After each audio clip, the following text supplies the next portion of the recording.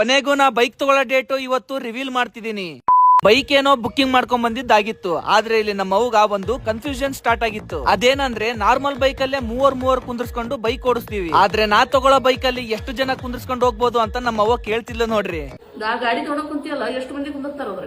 ಇಬ್ರು. ಮತ್ತೆ ಎಷ್ಟು ಜನ ಕುಂದ್ರಬೇಕು? 4 ಲಕ್ಷ ಗಾಡಿ ತಗೊಂಡ್ ಕೂತಿದ್ವಿ, ಇಬ್ರ ಕುಂದಿರ್ತಾರ. 4 ಮಂದಿ ಕುಂಡ್ಸ್ಕೊಂಡ್ ಹೊಡಿಬೇಕು. 4 ಲಕ್ಷ ಅಲ್ಲ ನೋಡಿ, ನಿಂದ ಹೆಂಗೈತಿ? 4 ಲಕ್ಷ ಗಾಡಿ ತಗೊಂಡ್ರೆ 4 ಜನ ಮಂದಿ ಕುಂಡ್ಸ್ಕೋಬೇಕು. ಅಡೆ ನಿಮ್ಮ ಅಪ್ಪನ ಗಾಡಿ 30 ಕುಂಡ್ಸ್ಕೊಂಡ್ ಹೊಡಿತಿಯಲ್ಲ, ಅದು ಬೇರೆ ರೀ.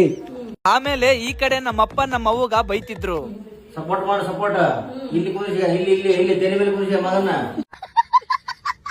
ಇಲ್ಲಿ ನೋಡ್ರಿ, ನಾನ್ ಬೈಕ್ ತಗೊಂತಿರೋದ್ ನೋಡಿ ನಮ್ಮ ಅವ್ವನು ಸ್ಕೂಟಿ ಬೇಕು ಅಂತ ನಮ್ಮ ಅಪ್ಪನ ಹತ್ರ ಕೇಳ್ತಿದ್ಲು. ನನಗೊಂದು ಸ್ಕೂಟಿ ಕೊಡ್ಸ.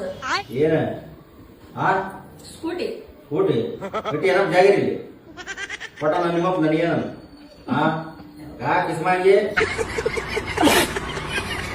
ಏನಪ್ಪಾ ಇವನು ಅವಾಗಿಂದ ಬೈಕ್ ಅಂತಿದ್ದಾನೆ, ಯಾವಾಗ ತಗೊಂತೀನ ಅಂತ ಕನ್ಫ್ಯೂಷನ್ ಅಲ್ಲಿ ಇದಿರಲ್ಲ ಎಲ್ರು. ಅದಕ್ಕೆ ಅಂತಾನೆ ಇವತ್ತು ಶೋರೂಮಿಗೆ ಹೋಗ್ಬೇಕು ಅಂತ ಅನ್ಕೊಂಡಿದ್ದೆ. ಅಷ್ಟ್ರಲ್ಲೇ ಅವರೇ ಕಾಲ್ ಮಾಡಿ ಬಾ ಅಂತ ಹೇಳಿದ್ರು. ಆಮೇಲೆ ನಾನ್ ಸ್ವಲ್ಪ ಬೇಗ ರೆಡಿ ಆಗಿ ಟಿಫಿನ್ ಮಾಡ್ಕೊಂಡು ಡೈರೆಕ್ಟ್ ಆಗಿ ಶೋರೂಮ್ಗೆ ಬಂದೆ. ಇಲ್ಲಿ ಬಂದ್ಮೇಲೆ ಯಾಕೋ ಗೊತ್ತಿಲ್ಲ, ನನ್ಗಂತೂ ಫುಲ್ ಭಯ ಆಗ್ತಿತ್ತು, ಎಲ್ಲಿ ಬೈಕ್ ನ ಲೇಟ್ ಆಗಿ ಕೊಟ್ಬಿಟ್ರೆ ಹೆಂಗೆ ಅಂತ. ನನ್ ಟೈಮ್ ಚೆನ್ನಾಗಿದೆ ಅನ್ಸುತ್ತೆ, ಯಾಕಂದ್ರೆ ನಾನ್ ಹೇಳಿರೋ ಡೇಟ್ಗೆ ಕೊಡ್ತೀನಿ ಅಂತ ಅಂದ್ರು. Thank you sir. ಸರ್ ಎಲ್ಲ ಬಾಡ ಫೈಟ್ ಮಾಡಿವಿ. ಓಕೆ, ಈ ಮಂತ್ 25 ಗಾಡಿ ಡೆಲಿವರಿ 100% ಕೊಡ್ತೀವಿ. Thank you sir.